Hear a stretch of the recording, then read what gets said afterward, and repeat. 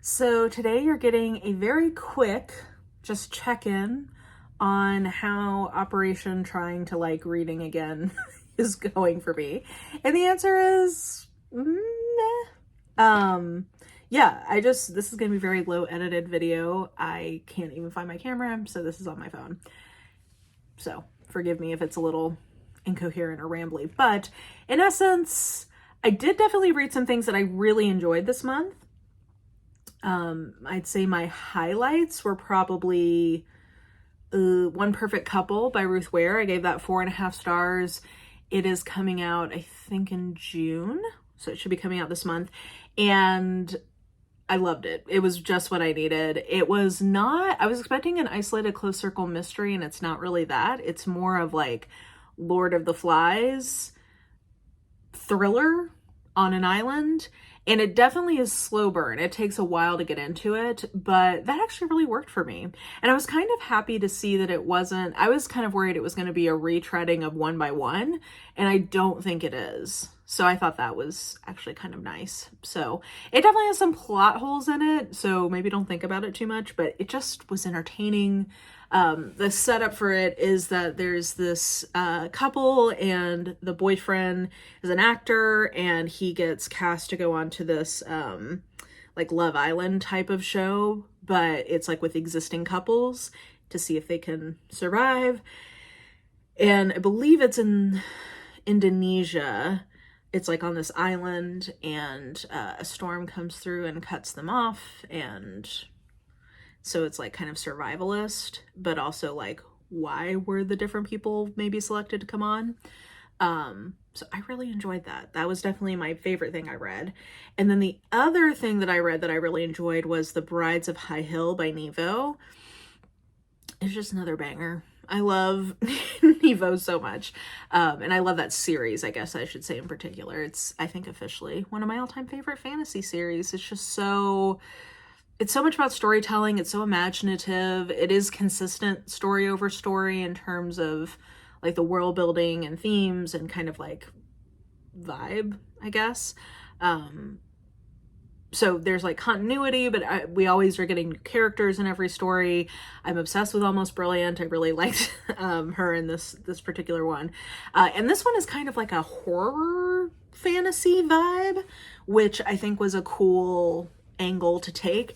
And I can't really tell you a lot about the themes that I liked because it would be spoilery, but I will just say that I was very proud of myself because I guessed what was going on based on my existing knowledge of Asian mythology, which made me feel like I actually am learning Asian mythology well enough to be able to recognize when there are allusions and references to things. So that was, personally, it felt like a victory there.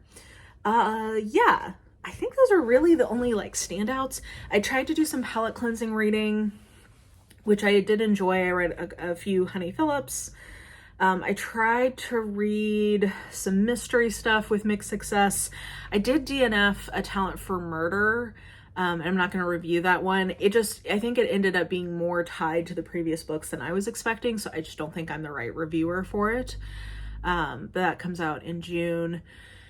And then what else did I read that I did not finish? Oh, The Girl in the Stars by Mark Lawrence. This gets into my overall like discovery recently that I'm just struggling with longer fantasy stuff. That's just kind of the long and the short of it.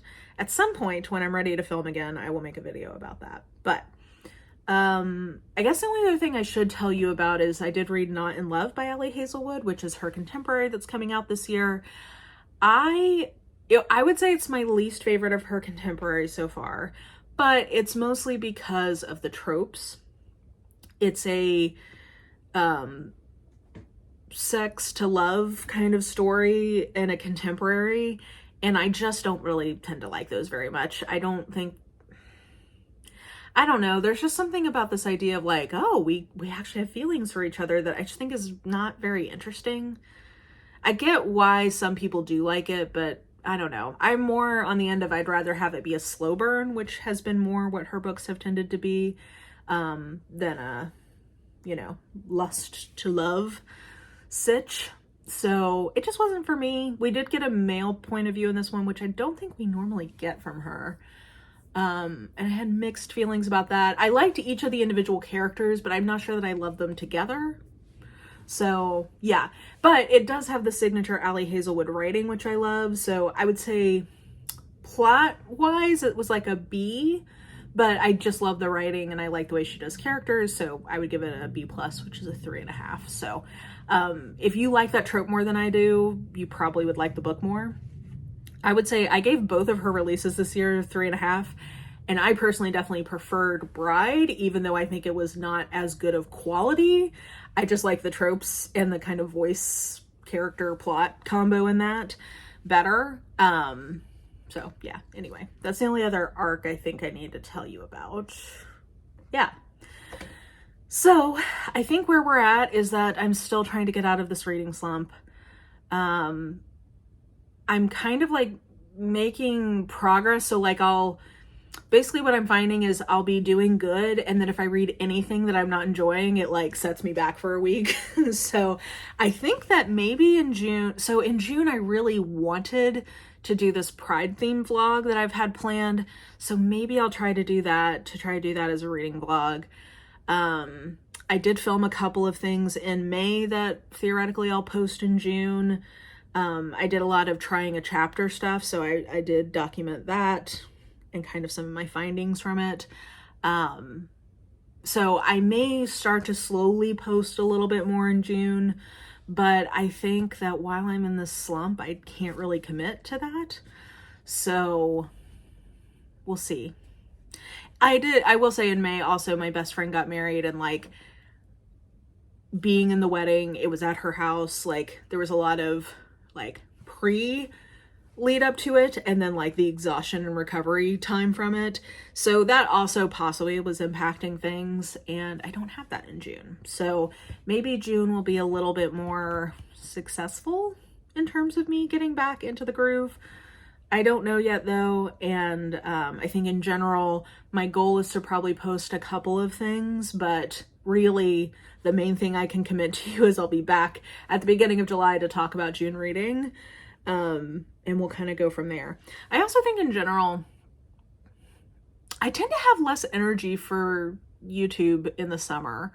I think because it's nice out, I don't want to be inside as much, or like it's my time, like because I can do things outside, I get to be more social.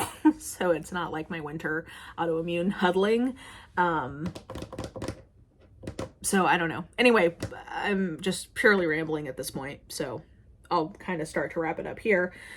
I appreciate all the kind words and support about taking some time off from everyone, from the last video, from my patrons. Everybody has been very like, take care of yourself. We'll still be here when you get back, which I very much appreciate.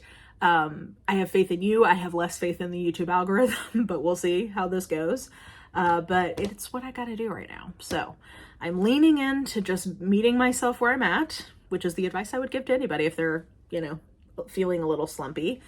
And we're just going to have to kind of see how things go.